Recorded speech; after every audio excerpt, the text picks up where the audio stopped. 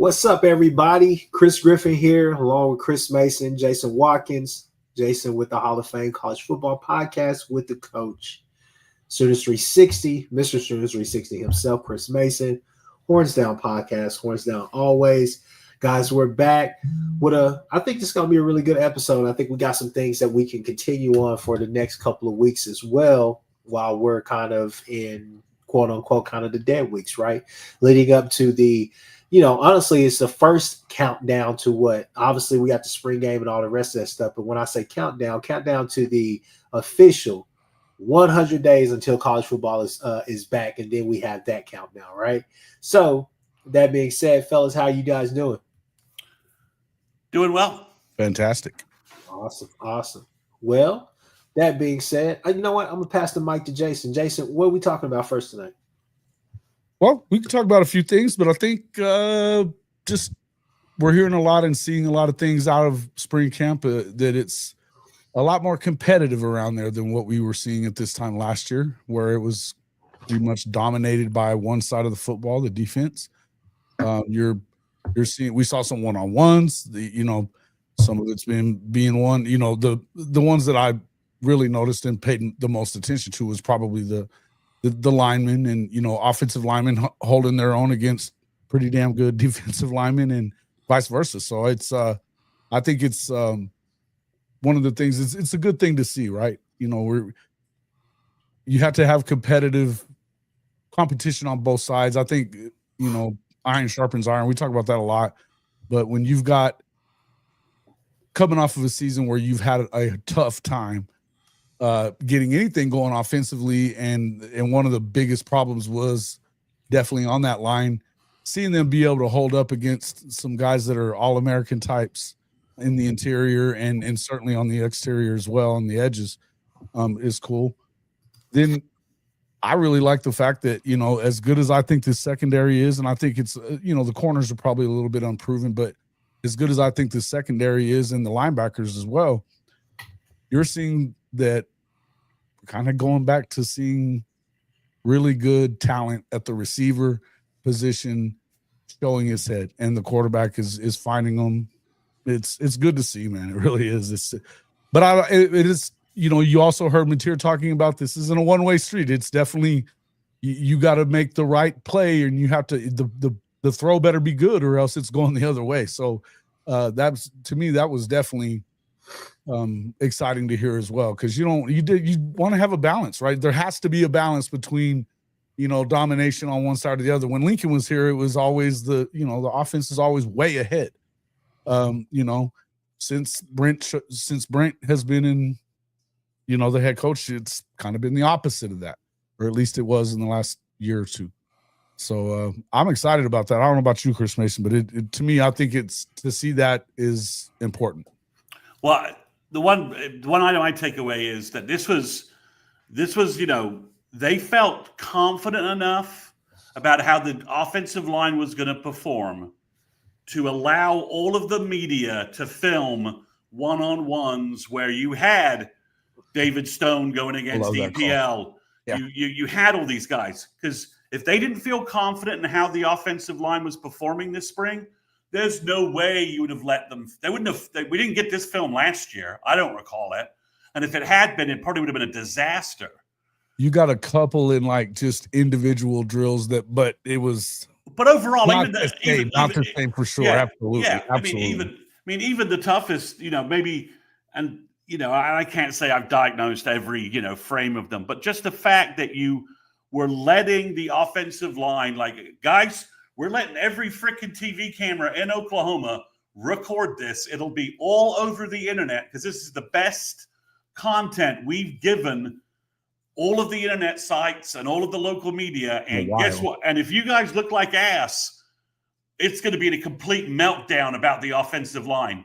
But Bill and Kevin Wilson, and if you heard any of the interviews from some of the offensive line guys, you can tell, and some of the comments were moving around, and we've talked about it on this podcast before, and I talked to a source as well. Kevin Wilson is basically, Bill trusts him enough that Kevin Wilson is co-coaching the offensive line. That for the longest time, we've always wondered why we couldn't get Bill more help, right? His room's huge. He's got so many guys. Everybody else is really split up, right? Essentially. I mean, Bill has 12, 15 guys, and everybody else has, at max, maybe about 8. Secondary split up. D-line is split up. But Bill, so now you've got Kevin Wilson helping him, and Bill respects Kevin Wilson so much because why wouldn't you? I mean, he's the architect of the best offense, arguably, in OU history. I mean, a great offseason podcast would be 08 versus 2017. Which one was better, right? That's a classic kind of conversation, right? So Kevin Wilson, I just feel like the fact that they just put the O-line out there and said, we're confident enough that they're going to put on a good showing against the elite D-line, against our Mason Thomas, PJ, David Stone, Halton. It looks like Marvin Jones Jr. was held out.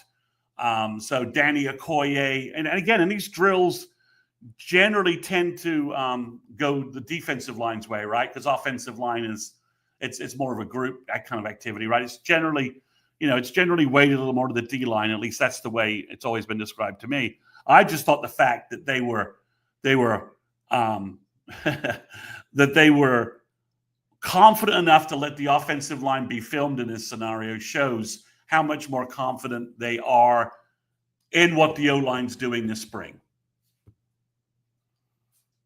No doubt. Yeah, I think you definitely. I've thought that was a pretty good development as well. But I would kind of like to see Kevin working with the tight ends a bit. Well, he is too. He is working with the tight ends as well. So it's one of those things where with him, his offense was truly. We've said this a lot on this podcast. Maybe talking a little bit about Levy, maybe about Lincoln. I guess you can say, you're more so air raid, veer and shoot, kind of their variations, their spin off of it. But you can truly say that the term that best describe his offenses are just multiple. Any type of look, whatever matchup, whatever type of scheme that he thinks is going to work that game. He's going to run that. Whether it's more focus on the run, maybe it's a lot more bootleg, maybe it's just, hey, we're going to spread them out, do these things. It was a lot of different things, and you've seen that over there. Hate to see that he couldn't really get too much consistency there at Tulsa. Not going to say it was a lot of issues there, shuffle of quarterbacks, all types of stuff. We know the drill down there, but glad to have him on the staff. But kind of just focusing in on those one-on-ones, man, I thought it was really good stuff. Obviously, you're happy that the offensive line looked like they were holding their own. A couple of them looked like they were doing their thing. A couple of guys that stood out, Taylor, right, Sexton, guys like that. I mean, they're pancaking guys, but then you look at Fasusi as well, right? And you're looking at EPL guys. You feel a lot better. But like I said, this spring ball going into summer, we're starting to see guys are out there taking live reps like this, and that's what you want to see, especially from some of your veterans. I know where we're all excited about the possibility of what Ozada and Howland could be. But if you could get the best out of guys like Taylor and Sexton, upper class guys that have been there, guys that know some, and guys or Waywu as well. Exactly. If Waywu as well, if you could get consistent play out of that, especially and get this type of play going against this D line that I think from top to bottom, I think a lot of people are really excited about, just not only because of the talent and the depth, but because of the experience now. These guys, because a lot of these guys are in their second or third year in this system now or more, right? So you're really excited about that. So it's just stuff that has to continue to carry over. But I mean, you're looking at, you look at the Sextons, you look at the Taylors, but Fasusi, Foje, all these guys out there, and they look the part, meaning that whatever Sexton and all them were doing, you can have rave reviews about that. Fasusi and all them were doing the same. So, I mean, those were great reps. Those were great reps. Yeah, I mean, it was funny. Derek Simmons had to put basically a headlock on Taylor Wine from getting to the quarterback. So Taylor Wine was blowing off he looked explosive. I'm like, that's a big dude. He's a big dude, and he is explosive, man. He's got some explosive to him. Yeah. Yeah. The PJ Fasusi battle was kind of like elite on elite. It's like, okay, that's, that looked like, those guys look like what they're supposed to look like, right? It was interesting when you heard Simmons talking about going there. Simmons had a great point. He was talking about how Foji and Fasusi are just elite athletes playing O-line. Oh, like he said, he's like, I'm, I think he's gonna say, I'm like a lunch pail kind of guy. I'm gonna hit you, smack you around. And I'm gonna do everything I can do to lie, cheat, steal to stop you from getting to the quarterback. And then he's like, but Foji and Fasusi are like, Greek gods out here. If they figure out all the tricks and techniques to go with their stupid physical skills, they're going to be 6'6" and 300+ pounds and move quickly. Lateral movement is really good. They've got this ridiculous reach as far as arm length and all that, the wing spread or whatever. But bro, I agree with you. I think that it's important that you have these kind of things happening, to where, and you keep hearing that. I just keep hearing respect out of the other side, one side versus the other. They're battling out there, and they're excited when they get, a win, and that competitive part of it. But then they're like, but it doesn't. We're excited about it because it doesn't come every time. It's you got to have a great rep. You can't afford to have a bad day, or you're going to get made to look stupid. And I think that it's also, you're starting to hear some guys are getting healthier again, which is good. It feels like I know that Marcus Dent was talking about they're expecting that Isaiah Autry will be back in competing again on the line these last few days, I guess, of spring, and so coming up. So that's important, and so I think that when you start thinking about it, we didn't have this kind of optimism going into the spring or to the fall or summer and fall last year, because it was like, man, we got to get some guys healthy. So did you see the one-on-ones, O-line, D-line brought me back to when Brent was on with Josh Pate, it was a lot of Brent talking the Brent stuff that we've heard before. Yeah. But at the very end, Brent said, my number one sort of goal or wish is that the two sides of the football can complement each other, and that one side's not having to overcompensate for the failures of the other side. Yeah. So when I saw that one-on-one, and I'm hearing Simmons talk about the defensive line, like, man, there's some mutants over there, and you're hearing Mateer say that, and the D-line guys are starting to say, yeah, those wide receivers are really, Mateer is really, if we're not doing what we want to do, Mateer's cooking us in practice. When you hear that stuff and you hear that's Brent's number one kind of wish, it's if we could field a team that was top 30 on both sides of the ball, right? As opposed to top 5 offense, top 76 defense, or what happened, or worse. But I'm trying to vice versa. I mean, if it was the defense is in the top 5 or whatever, but the offense is in the hundreds. I'm trying to view last year as much as an aberration as possible. Of course, but that's what everybody thinks about. That's what everybody. They're kind of stuck on that. But I'm more stuck on like the Lincoln years, where it's like 17 and 18. If we had a top 30 defense, it's back-to-back titles, and then God knows where it would have gone just because of the recruiting off that. But that's the point. When I saw the one-on-ones going on, it's like, they're not winning every rep, and then maybe their technique is not great, but those guys are battling. We've got good athletes. Yeah. We've got guys. When you see Sexton battling R. Mason Thomas, and he's battling him to the pretty well. Our Mason alpha dogs right there. Our Mason worked the Stanford guy a little bit, but that's to be expected, right? I mean, he's just come in. He's a new guy, but that was the thing that it really struck me was, Brent emphasizing, I want the teams to both sides of the ball to complement each other, and then you hear, so far, we're hearing great things about Coach Dreiling and Coach Goodwin from various sources. I know, Jason, you've got guys who you're talking to some family members of guys that are directly working with those guys. Yeah. And then we're hearing other stuff from them as well. That some of the players, Sam O was talking about him. Was talking about, Sam O's making a push at middle linebacker. Good, man. Everything I've heard about him is that he's killing it this spring. He's done a lot. And Kobe's playing well too. So it's like they're pushing each other. It's just, it looks like the hires that we didn't really give a lot of attention to because of the whole Knowles nonsense were much better than we thought. And then the Kevin Wilson thing on the offensive side of the ball. If Bill has somebody co-coaching the offensive line with him and making that line better, that's a massive win. I mean, to have, if you could, I've just heard that Wilson's, pretty energized and pretty chilled about his new gig. Now that he's removed from all the head ball coaching stuff that wasn't working for him, right? The NIL stuff and all the other stuff. He's old school. He's sick of that crap. If he can just coach O-line, he'll be happy. He's just happy because he's like, Bill's just having me coach O-line. That's right. And he's working with the tight ends too.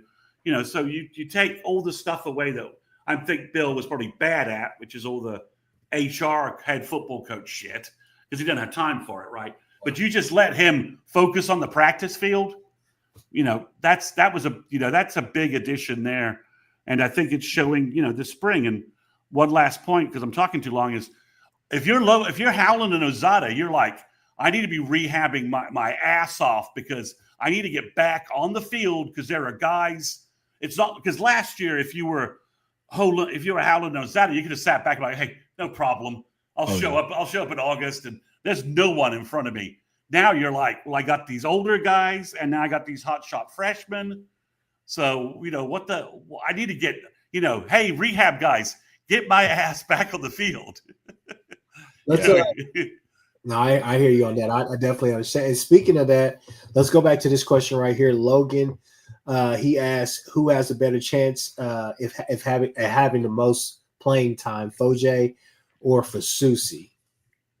So I'll let the panel answer that. So the question is, if they don't get a backup center, like the Stanford guy who's visiting Makula or whatever, and they have to play Nwewu, and they have to focus on Nwewu being a backup center, and you take him away from the guard mix, leaving an opening at guard, then I think Foje has a better chance of hitting the field. If there is an opening at guard? If there is an opening, because you've got Ozetta and EPL battling, because you've had to rob Peter to pay Paul. I just think Simmons is locked in at right tackle, which means Fasucci is going to end up fighting Sexton, Howland for playing time. So I think don't you feel like they're shaping this up to be at least two guys rotation anyway, to where Yeah, you could be right. I think Foje, it feels like that's where they've been heading, is they're expecting to kind of have a rotation to try to keep some of these guys fresh, and depending on whatever game plan they're running with at the moment. Yeah, I think Foje. I put this on my Patreon site. Plug for my Patreon site. I've had more than one person tell me that Foje's Jaden Jackson and Fasusi's David Stone. Mm-hmm. And don't be surprised, just like last year, Jackson played more than Stone. That ends up being that mix. Foje at guard is, he could easily be at right tackle. He's that talented, and at guard, his athletic ability just shines that much more. Like he's, it's like the Iowa guy who went to the Bucks, Tristan Wirfs. Yeah. Tristan Wirfs. Yeah, Tristan Wirfs. Yeah, he was a guard at Iowa because they had an okay tackle and their guards were terrible. And then he's been an all-pro right tackle in the NFL, right? Yeah. So that's kind of the Foje. When I said, why is he playing guard? And they said, well, you remember Tristan Wirfs playing guard at Iowa because their tackles were okay, but their guards were terrible, and they had two competent tackles, but their guard play was bad, so they moved Wirfs inside because he could play both. Well, that's Foje, right? He can be a guard, he can be a tackle. So I just think the possibility exists that if Nwewu was forced to be the center then all of a sudden, you could see Foji leaping Ozeta or maybe EPL for starting time at guard. Let me jump in here real quick. Everybody like on every channel, subscribe, do all those different things to the channel. Quick plug for everybody in here. On the piggybacking off of that, Chris Mason, you and I definitely had plenty of conversations on and off screen about how Foje could end up being the best O-line recruit out of this class just because of how versatile his skill set was. And then on top of that, one more name that we're forgetting, probably won't necessarily, because he hasn't been hyped up that much and he's been injured. But people, please, and I think my uncle in here, he would be mad if I didn't mention his guy. Afalava is a kid. I think that in the future you will be talking a lot about. I think that kid, he was a 3-star kid we picked that up out of Utah. That I think a lot of people are really remember they had to clean up his knee, so yeah, he may become a factor in August. Like all of a sudden, now that his knee's cleaned up and he's passed his rehab in August, he may be a guy that they're like, okay, now that he's back in the mix, because he was doing all that last year apparently on a bum knee, just burying folks while his knee was injured in high school. So, I think we'll see. But if you had to. It's tough. It's like, because you could just see Fasusi again, like taking over like the left tackle position and just never giving it up. Gets into a game and just, it's like, and just Wally, I'm going to use I'm not sure what the modern Wally Pip reference is, because that's a really old reference in terms of baseball. That's an old reference. What's the current? It's like the I guess Tom Brady for Drew Bledsoe, right? Tom let Drew got hurt, let Tom Brady into the game, and we never lost his spot. So I just think, if you let Michael Fasusi start, good luck getting your job back. Yeah, and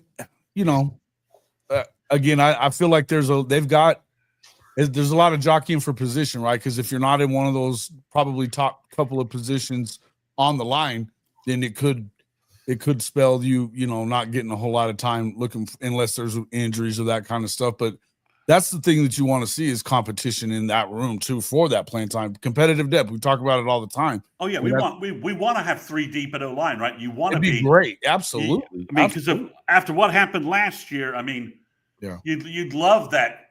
Let's just say Autry Dent's 3rd team right tackle, and he has to play this year. You'll be like, well, that's great, because he now is actually so much more. Yeah, and right before his injury stuff, he was at 2nd team on the left side. So that's another guy that I don't think a lot of people on any of the shows, dang Norman, are talking about. But I think that you could see him if he's healthy and that knee's coming up better. Hey, get down. Golly. If he's healthy, you're going to see him competing, because he's another guy that's a monster out there, 6'7", 320 pounds now. And you're just seeing him, and it seems like he's starting to feel better from what I hear. So I'm excited for that too. But I'm excited for all of them. I think Darius Afalava, that's a great thought there, because that dude is a flat out just mauler. You that was saying that one time he would block his grandmother. That's the phrase I was using. He'd block his grandmother over the goal line for a touchdown. He'd shove somebody in a locker to steal their lunch money. The coach said, "Hey, we need to score a touchdown this play. To do that, you need to shove that kid in a locker." Done, coach. I remember my uncle was talking. He was like, "Hey," he was like, the Foje kid could be better than Fasusi, because he tries to watch as much film as he possibly can when he does have time, but." Yeah. He watched the Afalava kid and he said, nephew, that kid right there is SEC All-American, could be just All-American. He's like, that's how good that kid is. He's like, that kid could potentially be a difference maker on the inside for us, because he always hears me talk about how I want maulers.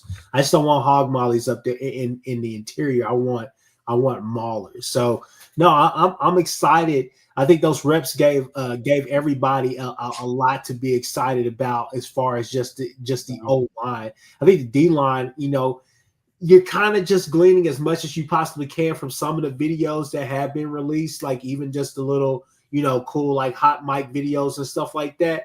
But you're seeing a compilation of things and a combination of things. Honestly, Mateer looks good out there. It looks like he's really in charge of that offense. And I think one thing we talk, a lot of people are comparing and contrasting where we were at last year opposed to where we're at this year. Obviously, we have a quarterback that knows the system with his OC, all the rest of those different things.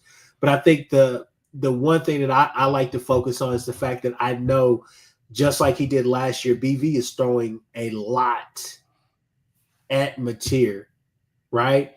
Just like he did Jackson last year, just like they did Hawkins, in spurts, right? But this year with him, he's able to counter that. He has something against that. I think I saw a quote today, maybe you guys saw it as well, what an anonymous coach said, hey, if that guy is on, if that guy is in rhythm, is consistent, this and that, he's going to be hard to stop, right? So it's just one of those things where we literally could be looking at the best quarterback in college football this year, ladies and gentlemen. I don't know if that's going to materialize, if that's going to happen for sure. Did you see the ESPN top 25 quarterback list? No, I haven't seen that. One of the guys he had, Mateer was 3 or 4, and he had like Arch at like 11. But the list was just there's names like Carson Beck at 7. Drew Allard at 2, and it was just like, just some guys who have been incredibly average or just plain bad at times. And you're just like, I think that they're putting an awful lot of weight on him playing in mostly the Mountain West Conference. I think they're putting an awful lot of weight. Even if you were to take away 15 touchdowns, that's still 30 damn touchdowns if you go last year to this year. I was watching on YouTube a video from On3. It was they were talking about the top 5 quarterbacks in the SEC. I'll see if I can dig up the link. Let me guess. Number 1, Arch Manning. No, it was the 2 guys actually had different opinions, but the one guy had Mateer at number 2, and the other guy was kind of spinning this whole, well, he's never played in the SEC. The SEC is, it's everyone's like everyone's got bad defenses like the '86 Bears in the SEC, according to this guy apparently. But but the guy who ranked him in the top 5, he's like, look, you could talk all about competition, but the guy dominated. When you play low, there's a bunch of new quarterbacks in the SEC too. Yeah, he's like, you could talk about like his schedule and the schedule he played, but he dominated. He's like, I watched every film of this guy, and the guy dominated. He made play after play after play. And he said, you could criticize his level of competition all you want, but he crushed it. It's not like he played a low level of competition and was struggling.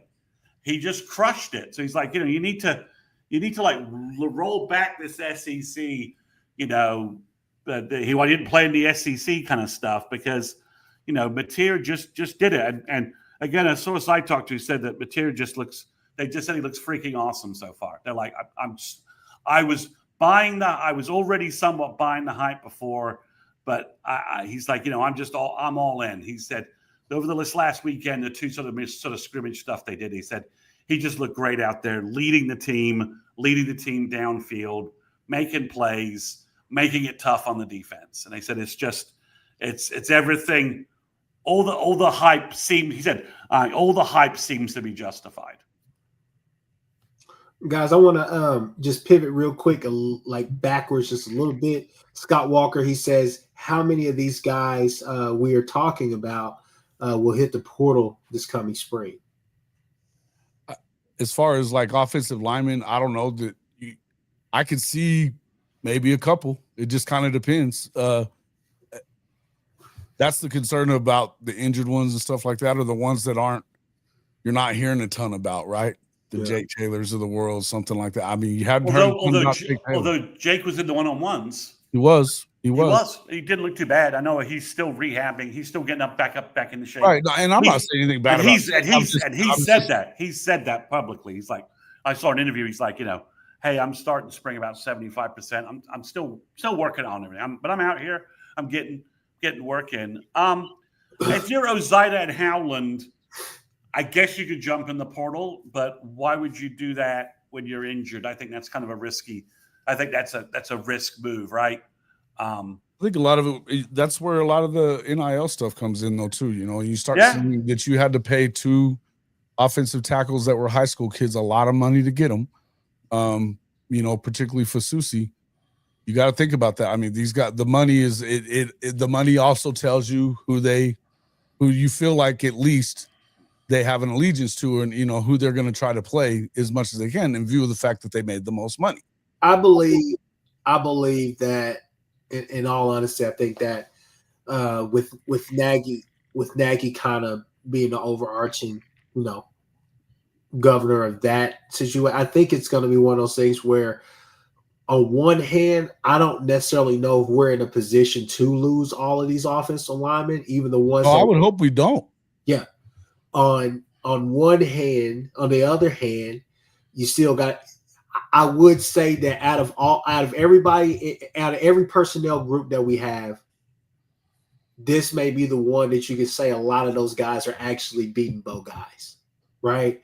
To the point where they want to play for Beating Bow, they want to be coached by Beating Bow, and unless they're asked to leave, I don't think that anybody is just necessarily bolting, because everybody has had a chance to, play, vie for a spot, whatever they need to do. So I think that when you get to summer, it's going to be a thing of, hey, best ability is availability, as BV always says. And I think that kind of going in, spots are going to be open. I think a lot of spots are going to be open along the offensive line, but I think that it's either put up or shut up. But like I said, I don't, and that's where I'm interested to see what Nagy does. But in Chris Mason, please jump in and correct me if I'm wrong. But I just don't know if we're in a position to lose.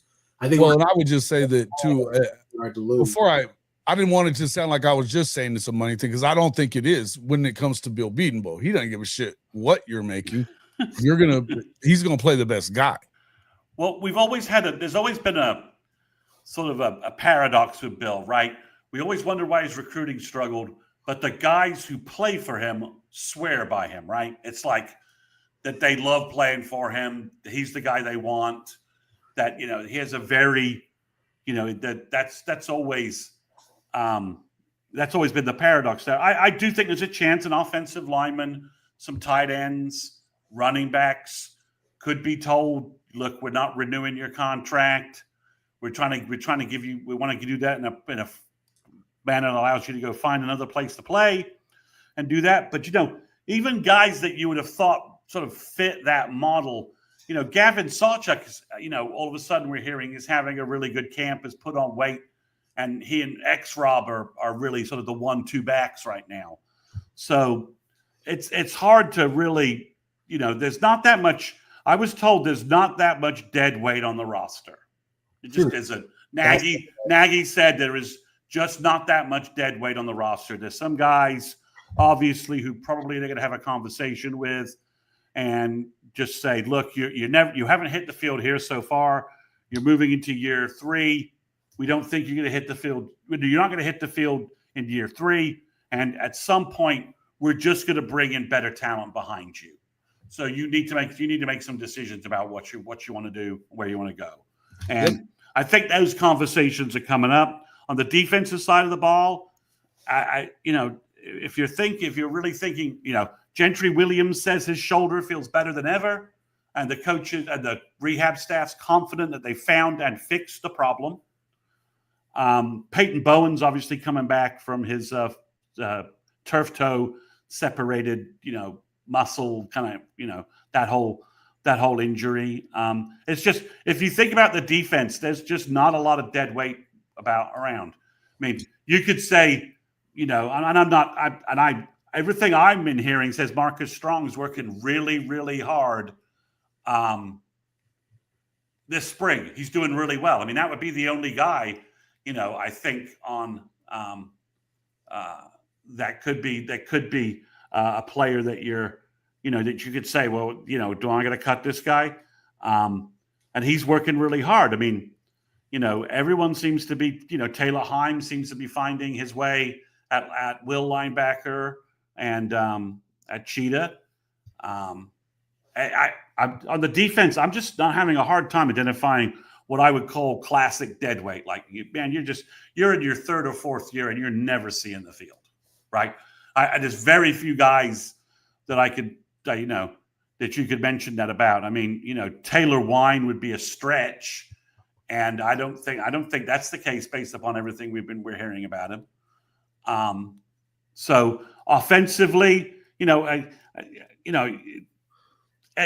hate to pick on the position. Tight end might be somewhere that you decide to make a move at, right? That would make sense. Based upon spring, we're hearing that Will Huggins is doing well as an inline blocking tight end who catches the ball well, but isn't your classic two-way threat, right? Yeah. And then Kanik is the opposite side, right? Kanik is more of an H-back, and he appears to be like one of the ones performing right now. Yeah, so. and both those guys seem to be performing well. Carson Kent had a couple of good plays in the one-on-one. Yeah. That was encouraging. But, so that's the question, is that Kanik doesn't quite fit one mold, but you could use him another way. And Huggins fits the inline blocking mold, but isn't necessarily going to be the true two-way threat that, that we want. You could probably piece those two guys together and make some plays and get some plays, and and Arbuckle will figure out how to use them if nothing else happens. But there is a desire. It's been stated by almost every service that an OU goes to the portal. If they could find a two-way tight end, that would be a priority. Here's the only question I have about that though is I don't know. Watching a lot of that film, they didn't use a ton of tight ends last year. It doesn't seem like. I think it feels like you're gonna. How much are you really going to use a big tight end or a two-way tight end or whatever? I think that they've got enough guys that they expect to be playmakers that I don't know how much you go out and spend on one. And, when it comes to that, and you have a guy, listen, maybe the young kid is still too young and not really coming around. I don't know, but maybe at some point this year you expect him to develop into something, and maybe that becomes a bigger thing later in the season. I don't know, but I just feel like we're wanting it. We're hearing everybody wanting it, talking about the tight end room, we may be talking about a room that doesn't have to play as big a role as what we would like to see. You know what I mean? Yeah, no, I think I don't think they'll do anything unless they find a guy that they absolutely love, right? Like, look, we've got pieces that can work, and we're only going to spend. I mean, it's clearly. I mean, I'm watching the OU's high school football recruiting, and prospects are just dropping off. Nagy's obviously going through film and talking to position coaches and saying, "Man, I don't like this guy, and here's why." And the coaches obviously, it's a discussion. I don't think it. And the coach is like, "Well, I do have other guys I'm looking at that I prefer." Well, who are those guys? Oh yeah, let's. I mean, some guys who I thought would be official visitors are falling off. Oh, I got one thing I want to jump in here on with that, fellas. So when we talk about the usage of the tight end, so the past two offensive coordinators, the past three offensive coordinators, Lincoln didn't do it all the time. He did it a bunch, but not all the time. Levy did it a lot. Seth Luttrell did it a lot. How much split zone run scheme are we going to see? That, because that's the question. How many times is that tight end, H-back, whatever you want to call it? How many times is that guy going to be asked to block in Arbuckle's offense? Watching the highlights, you don't necessarily, you see more GT counter and things like that. But I mean, to me, I think that's something maybe we need to. That's a question that we maybe need to answer next week. Go watch some film on that offense and kind of try to come back. I mean, I guess come back maybe with an answer, because for me, I think that would be the kind of the key in this thing, because we all want a pass catching. everybody wants Jermaine Gresham. Everybody wants Mark Andrews. To me, hell, if we could get a Grant Calcaterra in here that can stay healthy, that's perfectly fine with me. But at the same time, well, he's an NFL prospect. He's an NFL player. I mean, yeah. I mean, you know. But for me, I think that's one of the things is just kind of looking at those formations that he likes to run. Obviously, it could be a different story this year because Arbuckle is a guy that is coined as being able to figure out build an offense around the talent that he has, the personnel he has currently, right? So he may figure out something, maybe Huggins or hell Helms, right? Caden McIntyre that nobody's talking about. Maybe those guys come in there and be that dual threat type of guy. But for me, I think that's one important thing because when you talk about H-back and different things like that, I think with Kanik, from stuff I've heard, I think they want to use him. And I think they could. Yeah. That's a guy that you can actually throw it out in space and he can actually like on a screen or something like that. He can make something happen. Yeah. But as far as putting him in there to block different things like that, I don't necessarily know if that's going to be his strong suit. But when you bring a Huggins or a kid like that, is that what they're going to be asked to do as far as, you know, running like some split zone stuff or being able to just be an extra blocker in there? Because God knows we do not want another South Carolina situation where we're putting, you know, our tight end on Dylan Stewart. No. Yeah, that was just crazy, man. Yeah, no, I think these are all really good points. I'm just letting you know, I'm pretty sure that OU is going to, if the right tight end shows up in the portal, OU will make a move on him. That will happen. That call it a prediction from me. You know, so Sooner in Texas is a good point. I just think something's gonna, if the right guy comes in the market, something will happen there, and it could happen very, very quickly. Yeah. Right. I mean, what Sooner in Texas was just saying, I don't think that Nagy is making the final decisions right now. In fact, I've heard that he isn't. He felt like they were already so far into the recruiting process by the time he got here that he's backed off and he's letting them kind of make that final decision. But the point being is I believe that I think he was basically saying when in that interview you're talking about that everything needs to be collaborative. Yeah. You know, that they need to be listening to each other and what they're doing. And that's how you're going to, you know, get a better roster. You know, finding some of these guys for these scouting services. And we said this a lot lately too. And this is where I think it's so big is that, you know, you basically talk about maybe the top 1,500 maybe guys those are dudes that we know about. There's thousands upon thousands upon thousands of football players throughout this country that don't. A lot of them just slip under the cracks because they're not getting identified. Well, look at the draft, right? Yeah, Ashton Junkie from Dallas, from a school OU recruited, and OU and a bunch of people in the Big 12 just didn't flat out recruit him at all. Mm-hmm.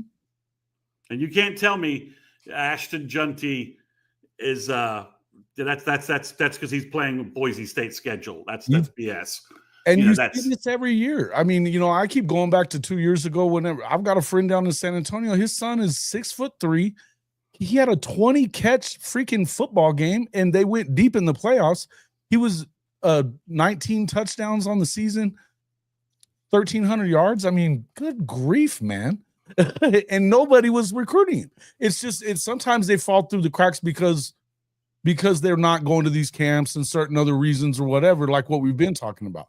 And when it all boils down to it, I think that by having an actual scouting department, they're going to be out there looking at guys that, okay, where are we missing guys? They're going to be going into the weeds and into these rural areas that you don't hear a lot of stuff out of these rural areas. It doesn't mean that athletes aren't being produced there. It just means you don't see them much because the recruiting services don't view it as lucrative for them to pay attention to it. No, I mean, I think we're going to see Nagy. When I say recruits are dropping off, I just mean I think it's clear that Nagy and the staff are meeting. Nagy's like, look, I looked at your film at X position. These are two guys I got questions about. Let's talk about them. And then, you know, the position coach might be like, Well, yeah, I kind of see what you're talking about now. I have 3 other guys that I like better than him. So I'm just going to drop him. You're right. I should drop him, right? That when because most of the guys are recruiting wide receiver, whether it's wide receiver, offensive line, D line. Like OU seems to have dropped like a defensive line, seems to have dropped their level of interest at a defensive end they were recruiting, right? Now, is that because the kid isn't reciprocating interest? Is that because Nagy has looked at the film and talked to Bates and Chavis and said, I like other kids better. Where are we with this kid? And they could be like, well, he's not being as receptive as we would have liked. And OU just decides, well, let's just go ahead and, there's a lot that factors into this parcel, right? Nagy could be stack ranking his guys, and then we'll use Bill as an example, and Bill could be stack ranking them, and then Brent could be like, when I talk to these guys, these sound the most receptive to our pitch. Yeah. And those 3 scores could equal someone falling off our radar. Sure, why not? I mean, and that's what I think we're going to get to. It happens all the time like that, anyways. It does, but it's now Nagy. Priorities. But it's now Nagy's also is another data value, another data input, right? And if you're not using his expertise to the utmost, then you're probably not. There's something wrong with you as a coach. There's something stupid if you're that crazy about your own evaluations. And this is a guy that's been evaluating the best talent in America for a while. Come on. Yeah, so exactly. So it's just all of a sudden we've gone from 2 data inputs, let's just say, to 3, and the value of that is massive. Especially when you weight the relative expertise of that new data input. It's not like not like Brent Venables just called me up and said, who are the 5 offensive linemen we should be recruiting? Exactly. It's the guy who used to run the Senior Bowl, who is a 25-year NFL scout. It has a slightly different connections all over the country too. That are finding guys that you may not know. Yes, it's a little bit of a. I mean, it's completely. There's a little bit of weight difference to it, but that's what I think is basically been happening. Is that as Nagy is basically just consulting with these guys, giving opinions, and OU's constantly stack ranking these recruits, and that's what's happening. I agree. That probably rolls you into your conversation there, Kchris, doesn't it? It's kind of there. Hold on, I just want to get to this comment right here. He says, friend of the show, he says, you need a tight end that can create matchup problems, of course. Just needs to be a decent blocker. I would prefer more of a wide receiver type, push pressure on the linebackers. Would love to see us get that kind of guy in the portal. And, yeah. Conversations I had again with he said something that made me laugh out loud. I was in the gym and he said, if we had Barry Sharp right now, he said, even though everybody didn't like Barry Sharp, he said, I thought he was good when he was going forward. Everything when he was able just to be in obvious pass situations, he was really good. He said we would feel somewhat better about the tight end room just because. And he said we'd probably be a little bit ahead of where we want to be at with him. But it's just one of those things where you go down the list and you're saying Aiden Helms injury, does he have the explosion? Is he gonna be able to get back to that form? Caden McIntyre, I always thought the kid had talent, but is he? I thought he was a better linebacker at a high school, but that was just my own opinion. Yeah, better edge rusher. He was an edge rusher. That's really where he should have played. Yeah. Then, Mitchell, you just ask yourself, is he ever going to really get it together and be the guy that we all, think that he can be? So it's some questions there. I mean, everybody would love to have a Mark Andrews, Jermaine Gresham, Kyle Pitt, type of type. Yeah, but there's only so many of those dudes out there is the thing. It'd be cool if you could go and get one of those dudes every year, but they're just not always there. Yeah. Chris Mason, anything to bring up in recruiting real quick? No, not really. I mean, the only thing is that it looks like Mason James Azure Miles and Ryan Gilbert might be making decisions in the next 30 days. And that all looks like 3 guys that will end up at OU, as most people have projected. That's what I would say. And Jaden O'Neal is in FSU and Auburn in the next couple of days, but he will be back in Norman next weekend. That's what we're hearing. So that thing is probably close to coming to a head, if you ask me. And the plot thickens. Bo Bentley, OU. 3, LSU and Georgia.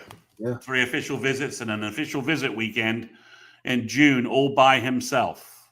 So you got Jaden O'Neal, Bo Bentley. That's still a topic of discussion, people. So we will get to that. So with that being said, to kind of close this show out, people, last week I said that I had an idea of how we fix the NIL problem.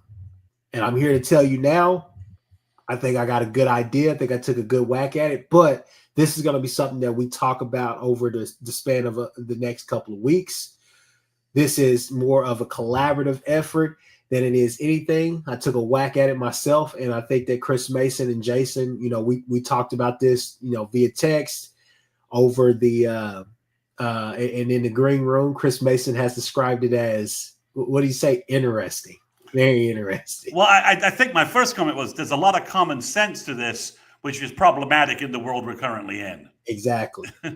So, Jason, wherever you're at, come back and we're gonna get to this. No further ado. Again, people, there are plenty of holes in this. There's gonna be questions. If you think that you have a solution or you think you can add to this, put something in the comments. Leave us comments, not just the live. Think about it. Go back, watch the video, watch this part, and leave a comment.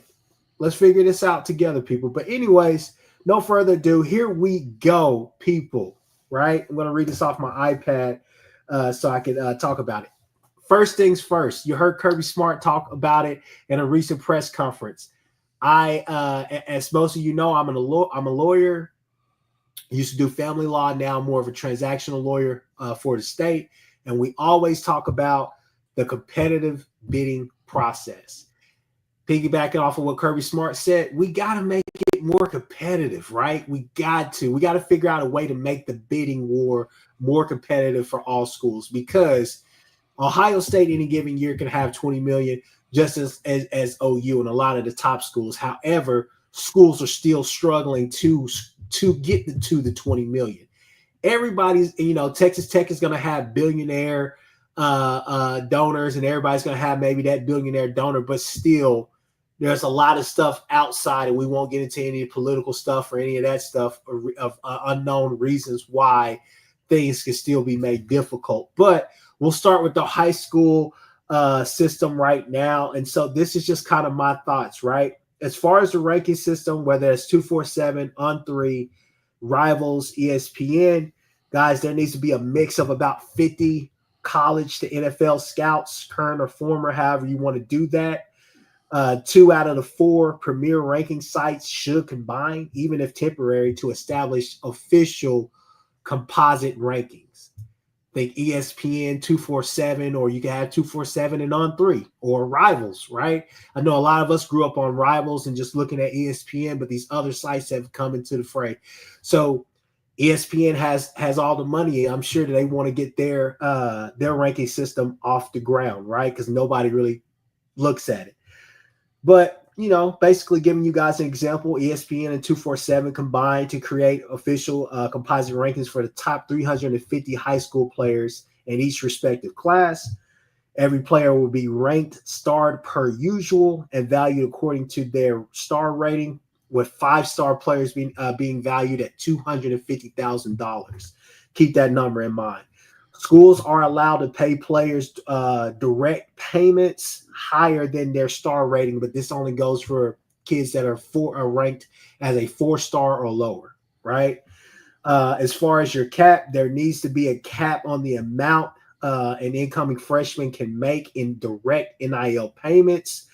Obviously, direct NIL payments, that means being paid directly by the school. My cap number would be. I was going to say, because you can't cap the NIL at all. They can't. I mean, they've said that in the courts already, right? Look, I get that. This is just a perfect system. Let me get it all through. No, go ahead. I was just making sure I understood This what is you're just saying. kind of in a perfect world. Obviously, I don't think anybody wants any caps on any money that these kids can make. However, one thing that I think that could potentially happen with this or whatever, because roster limits and all the rest of those different things, those are factors that could force you to go to a system like this, because when you look at the reduction of scholarships or however they're going to do it with the walk-ons and all the rest of that, there's still forces that may force you to kind of go towards this. But keeping in line with what we're saying, basically excluding the direct payment mentioned above, boosters, collectives, etc., may not directly or indirectly endorse or contribute to outside funding of the athlete until after the regular season. Keep in mind, schools have flexibility in how they can allocate their revenue sharing and all the rest of that stuff. We'll get to that here in a second.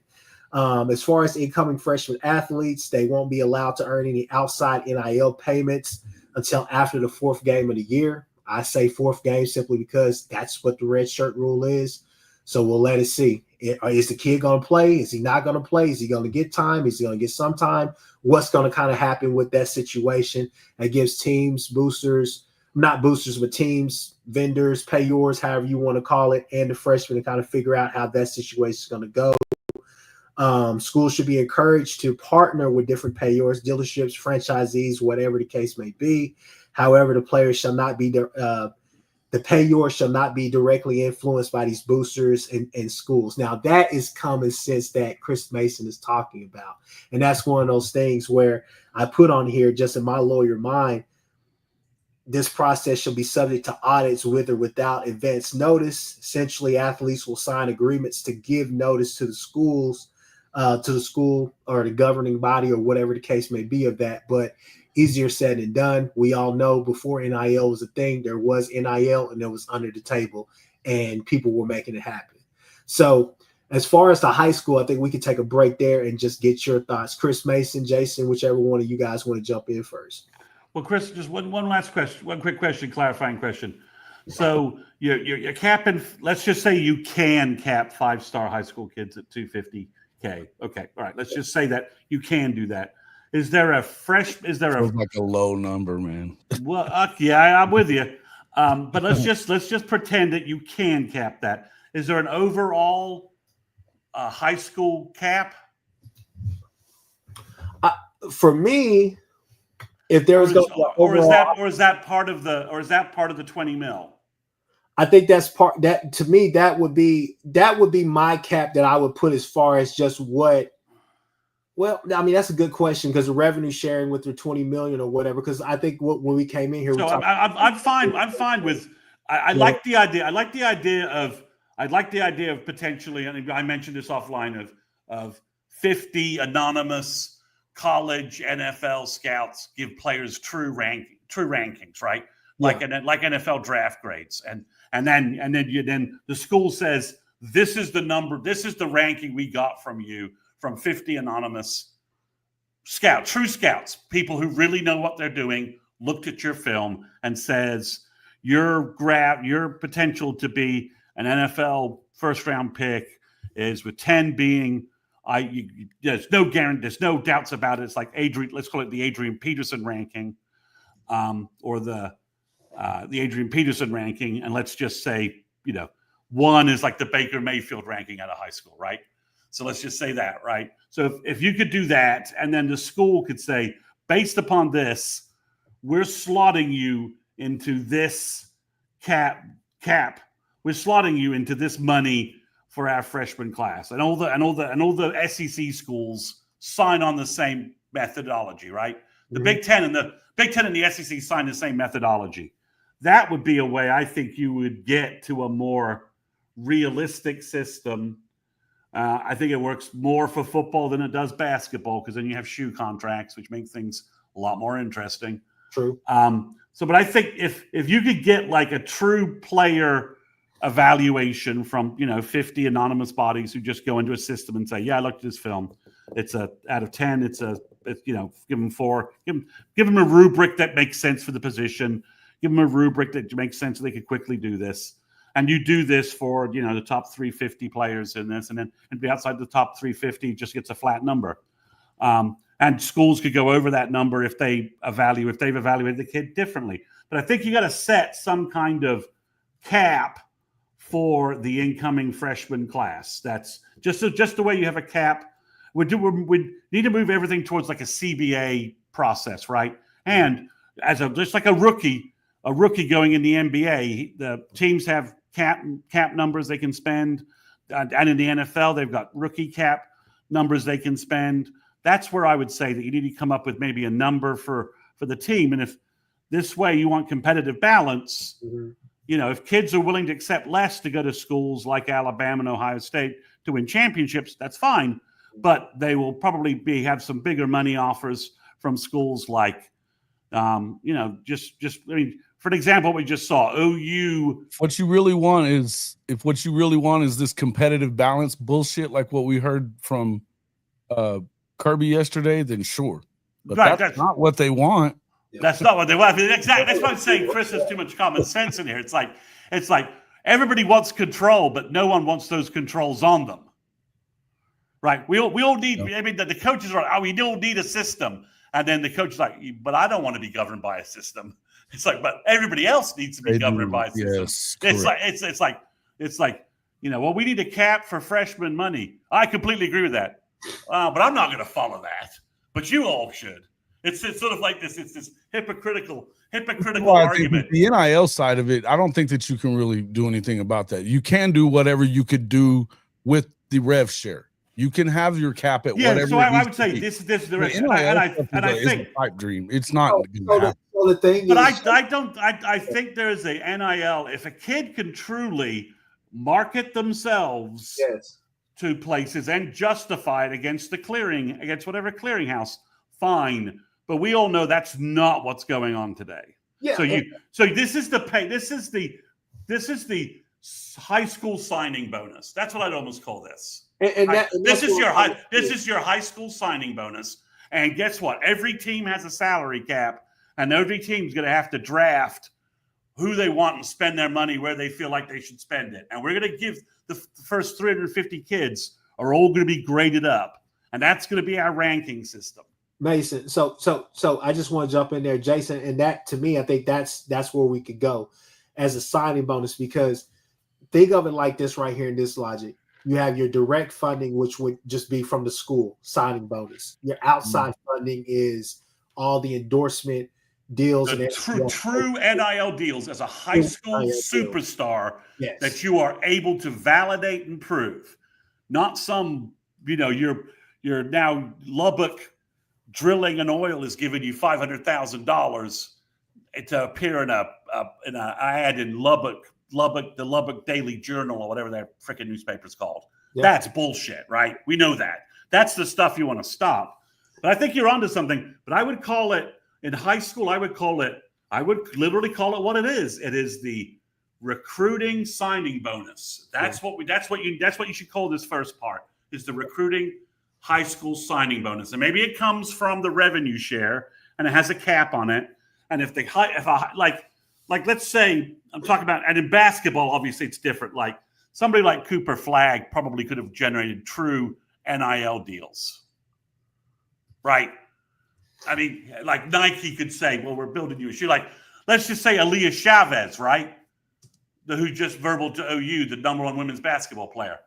She probably has a Jordan brand shoe that's going to pay her $300,000 before she gets on campus. That deal's legit, right? That's a legitimate deal. That's a shoe company identifying a hot shot product, no different than anything else, right? It's no different. That's the kind of deal that you say, yeah, sure, that makes sense. But in order to do that, then you got to get rid of these collectives if you're going to do that. No, you do, exactly. So you've got to, and so what you got to do is then, and obviously, like Stanley Stutzman's making true NIL money doing advertising for OU while on campus, right? He's making real money, right? If Aaliyah Chavez comes to OU and leads them to a Final Four or a title game, she's going to make real money advertising for OU, right? So that stuff is all good. What we need to get rid of is the people with too much money in their hands just throwing cash around for guys that aren't really that's where we need to drive that through. Okay, well, if you want to do that, how many rich people do you think are going to continue throwing good money after bad?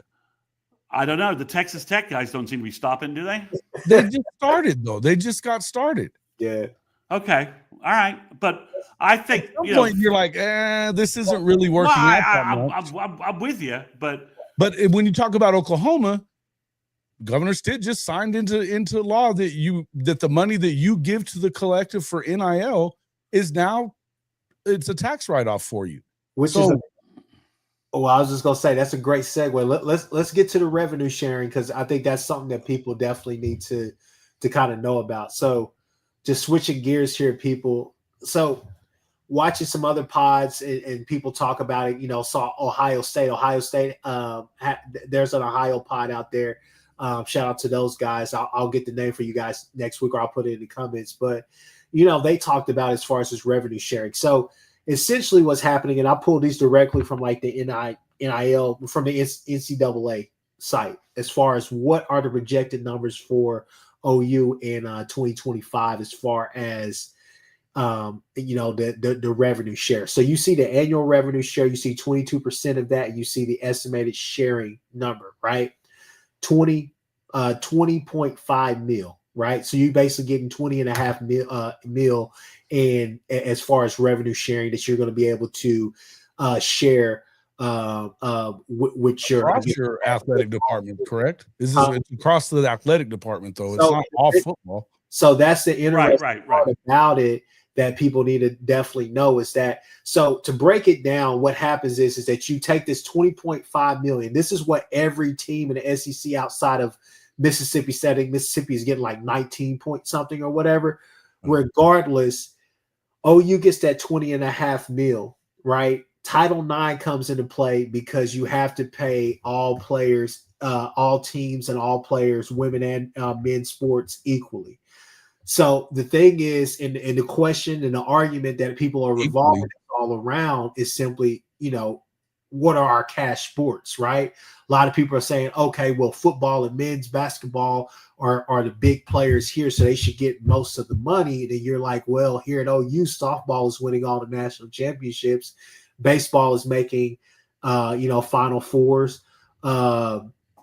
Women's basketball is better than men's basketball. Men's basketball is still a cash sport, I guess. The only two sports here at OU that they charge for you to attend a game is men's basketball and obviously football. But there's 21 sports. You kind of see the numbers there in the middle, but if you just kind of go down just a tad bit, you'll see exactly kind of what the NCAA is projecting will happen with this 20.5 mil as far as the revenue share for football, revenue share for men's basketball, and in all other sports. And you'll see the average base pay is what we'll call it right now that a player could make on a football team. However, you definitely have to note, which I think this is good, these are averages per athlete. In actuality, a few players per team will receive substantially higher than the average, while many will get much less. For players who see little, if any, playing time, their revenue share will also likely be little or none, right? So those are things that you got to think of, because that's going to be kind of base pay money that you have right there. However, kind of my thoughts about this right here, just to kind of sum it all up real quick. Go to an NFL grade model for upperclassmen and graduate players who enter the transfer portal, or, transfer, non-transfer, whichever one you want to call them. I would say you take the top 250 players. They will be graded and valued accordingly, with those receiving high grades. You will have an A through an S tier being valued at about $750,000. As I guess you, Chris Mason, would you call this another signing bonus? Well, it's your transfer bonus. So if you're, obviously, I'm originally from England, so a little more familiar with soccer than perhaps the two of you guys are. Yeah. So soccer, for the longest time, when players transferred from like, you go from Man United to Real Madrid, Well, Real Madrid Man United would get money from Real for the player. The player didn't see any of that. They would just basically have their contract transferred from one team to another team. It'd basically be like, it would be like the Lakers saying, "Oh, we want this guy," and basically, and let's just say the player's on a really shitty team. We want Wembanyama from the Spurs, and they buy Wembanyama from the Spurs for like $200 million. So it used to be that way it would occur. So the way I see it is, because it was funny, I saw one of the coaches was saying that whenever they lose a portal player, the other school should pay them. That we've developed the kid, we've spent the time and effort. You should be paying us so that we can get a replacement player. So I think it should be. It's a portal bonus. It's a portal bonus. Yeah, you're changing locations just like out of high school, and the school is going to pay you a bonus to come play. Jason? I was actually just looking at something because I was watching what these guys were saying in the thing. I don't see where Texas Tech is a top 5 in recruiting. I know what we're talking about. That there's portal wise they are. Portal wise, okay. Yeah. But overall, they're recruiting, and it all goes together. They're in like the back end of the freaking 20s and 30s. So it's not like I'm not too concerned about that. As far as it goes with this stuff on the revenue share, I mean, I want to look through this a little bit more. I'm trying to look at this in terms of reality wise, what we're doing. And I don't know that these are actual projections though. Right. These are actual projections. But the revenue share has nothing to do with NIL. And that's all I know. And I know that Joe P was talking about being able to limit what you can make NIL wise, and they can't. Mm-hmm. The reason I know that they can't is because every court that it's gone in front of so far has ruled in favor of the athlete and that's making NIL in every step. Right. Along the way here so far. But Jason, I think if you're going to in order to impose what Chris is talking about, you've got to have like a CBA behind it. Okay. When you do this, well, that's when it comes into play. But NIL will even NIL in the NFL which it's endorsements is what we're talking about. Yes. You have to actually have it to where you don't have collectives if that's what you want to do. Right, but we've never. It'll be about selling yourself as a endorser that gets you paid like that. As long as there's collectives, and even if there isn't collectives, you're going to find ways to funnel money to these kids, whether or not you have a CBA. But I find it interesting, Jason, to your point, though, the billionaires that own NFL football teams, right? And the majority of them are billionaires with stupid money to spend, right? Stupid money, yeah. Right. None of them have found a way to really circumvent the salary cap by funneling fake NIL, fake advertising deals to players to keep on your team. That's because it's a whole different animal when it comes to, they actually want competitive balance in the NFL. They don't want it here. Okay, all right. Well, you're right, but don't you think it's funny that somehow I'm going to use Jerry Jones just as an example, has never gotten busted for somehow funneling extra salary cap money to Cowboy players by creating fake endorsement deals? How do we know that they're not? I mean, well, they've never gotten caught. No one's ever gotten caught doing this, right? Okay, hold on though. What I'm saying is Jerry Jones also has other businesses where he could use this person as an endorser. You know what I mean? You can right, but the framework I'm talking about, right? Like, let's just say you go to Makai Parsons and say, "I'm going to sign you to this deal, but I'm also going to arrange 10 million more in endorsements through companies I have arrangements with, and we're going to basically pump up your advertising deals." I think it's because I get what you're talking about. What I'm telling you, I think the biggest difference is that they love it that they can do a salary cap at all because, and not only that, the only thing that they really have to pay you is what's in your signing bonus. The rest of that money is never protected. Never. Yeah, right. But I'm just saying that we've never seen either. The Minnesota Timberwolves did some weird deals with trying to get guys to sign for less and promising them money on the table. Correct. But we've never seen a pro franchise in American sports circumvent. They're making so much more money, though. And right, but seriously, but you've never seen like a situation where, hey, we're going to sign you for this, but under the table, we're going to send you more money so you'll stay. What does that mean, though? What does that mean to you, though?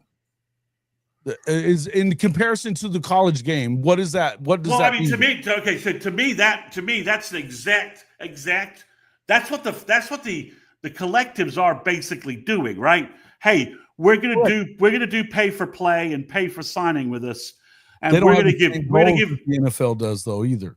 And there's a lot more. There's a lot more teams. Even if we just talk about, let's say you go to a Power 2, Power 3 concept, and it's 70 teams. That's still double what you have, more what you have in the NFL. We're talking 32 teams. Right. I'm just saying that the a lot more pie to cut up. That NIL is basically bootleg compensation. Yeah. Right. That's what I'm talking about. Is that in the current American pro sports system, no teams have ever been cited for bootleg compensation. Okay. Right? Okay, yeah. So what? Well, what does that mean? Well, I'm saying that why is that? Is because they have a CBA, they have salary caps, they have structures, they have a league commissioner, right? They have somebody above. Maybe they just don't care. I mean, what can you do about it? Well, I think that you also have one owner of a team instead of a bunch of in college. You've got a bunch of boosters out there, right? It's not the same shit. It is, and you're correct. It's apples and oranges. I'm just saying that somewhere Kchris has put in, there is if we keep hacking at it, there are, if you have a CBA and basically you want to play college football, have to do that. Yeah. If you want to play college football, you're signing an agreement here, and in this agreement there are limits. You could not sign it and go play football somewhere else. We're not the only game in town. You could go in the XFL, UFL, try whatever you want. But if you want to come wear our brand, these are the rules. But that also forces the schools to go by the rules. Yeah, no, you're exactly right. And here's you have to have. Fair is a place where they freaking judge pigs. They do not want fairness in college football. No, you're right. And in all actuality, what you just said is exactly where I would love to get it to. I just want to make it to where it's as competitive as it possibly can be, because we've seen the Texas A&Ms, we've seen Ole Miss. To me, who would benefit the most would be Oregon out of this whole situation if this was a system that we're going to, because Oregon doesn't have to necessarily go outside like everybody else to find all these boosters and everything. We could talk about Texas. We talked about Texas early this year. As rich as they are, it seemed like they were having some issues as far as like kids want more money, this and that. Boosters want to get behind it, this and that. But they're not getting tax write-offs for that NIL too. Yeah. But with Oregon, and Phil Knight can just write a check that matches whatever the revenue sharing is going to be. Well, I mean, Georgia, one of the reasons Kirby's talking about this, and this is not very well, advertised, Georgia's not one of these super rich programs. Yeah. They're an agricultural land grant university. Sure. They do not have, they're a massive university, and their purpose is pushing the economy of Georgia by creating college grads, that work in Georgia. And they've done a great job of that. Same with Georgia Tech and Georgia State in the state of Georgia. All three of them have huge, when they started using lottery money for academics and for enrollment and tuition, it blew up those universities. But their universities are land grant universities whose purpose are producing college graduates. They don't have the massive money of a place like, of some of these other schools. So that's why Kirby's saying this. Alabama's in a little bit in the same boat, right? Now that Saban's gone, they've lost all of their discounts in getting players, right? Yeah, they were losing. They were losing him while he was there. That's why he ain't there anymore. Yeah, so it's all very interesting. But Chris, I'm going to send you some thoughts and an edit on this for us to hack at next week, depending what else we got to talk about. Please do, Jason. Do this, and I want to talk about it more too. I right now where I'm at on it, I think until we start even hearing them going down the path of collective bargaining, and basically you're going to become a employee of your program. I don't know how this all works itself out, because I don't believe that you don't have a centralized structure like you do in the NFL. You don't. No, we and this is where you need an ombudsman over these processes, right? And college has nobody, and that's why it's pure chaos. They want it. You want to have your cake and eat it too. We don't even talk about the fact that they're actually it's not just a portal for the kids and it's screwing our team over because of the portal. Well, guess what? The coaches are using that portal too. Get out, go get in it. No, I mean, there should be the same thing for coaches, right? The coaches should have a window where they can change jobs. Yep. Right. I mean, that's that. If you lose your guy because I can't believe what the Stanford guy was doing, and his defense was, "I'm just that big an asshole. I'm an asshole to everybody."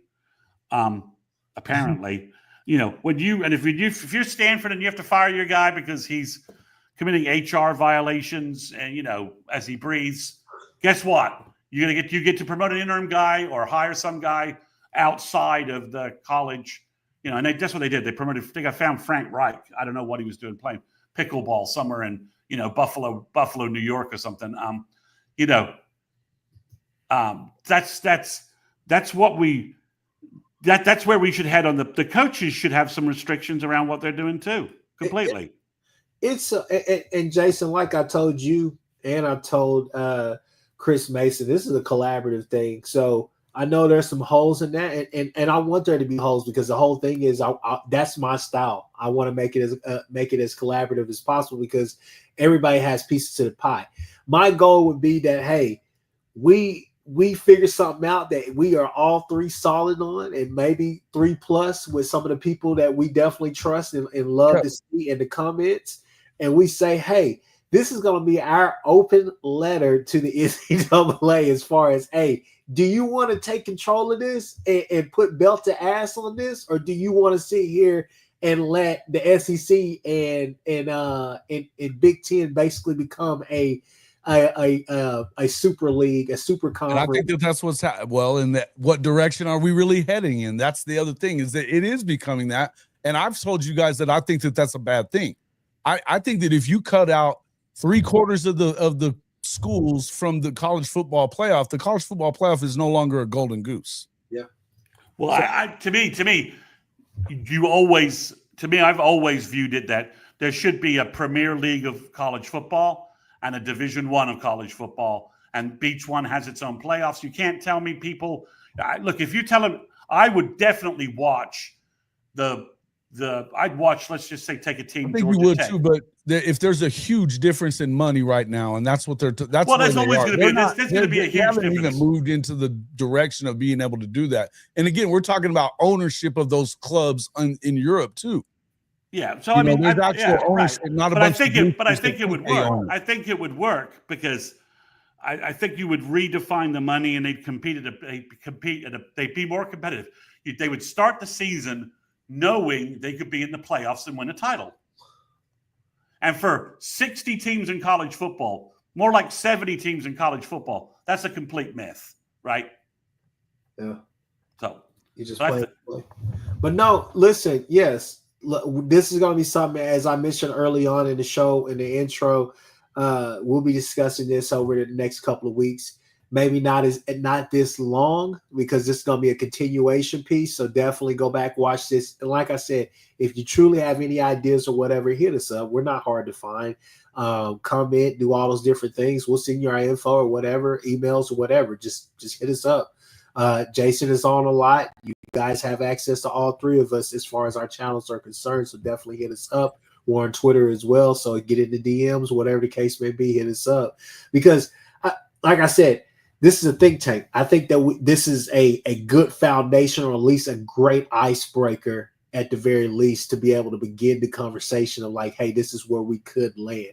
I think looking at that in hindsight, listening to you guys, listening to some of the comments, I think the high school model that I kind of planned out a little bit, I think that is probably more realistic. It's still unrealistic, Jason, but I think it's more realistic. I think it's more approachable as far as the conversation, because the college I think that is out of whack. I'm not saying that there doesn't need to be parameters and all this. That's not what I'm telling you. I'm telling you, I don't think we're that close to that, though. No, I don't think we're very close to it. We're ages away, but right. Hell, why are we letting everybody else make the decision for us? We could dictate to them, and that's kind of always been my approach. Real quick, let me just answer what Billy on just said. That he's talking. Say Georgia doesn't have big time cash would be incorrect. If Notre Dame or Michigan were to wake up with Georgia's money tomorrow, the presidents of those universities would jump out of a building. That's not the fucking same. I'm just saying. I live in Atlanta. Trust me, it is not the revenue that Georgia Tech has more money than Georgia, do they not? Well, some guy last week just created the everlasting battery. So at Georgia Tech, so yeah, I mean that guy's worth $5 trillion. So, but you know what? He doesn't give a dime to their football program. He may die soon for doing something like that. Well, yeah, exactly. So a car that runs on water just runs on water. All you need is water. Kill that guy. Kill that guy. Texaco and Exxon took him out last week. Yes, they did.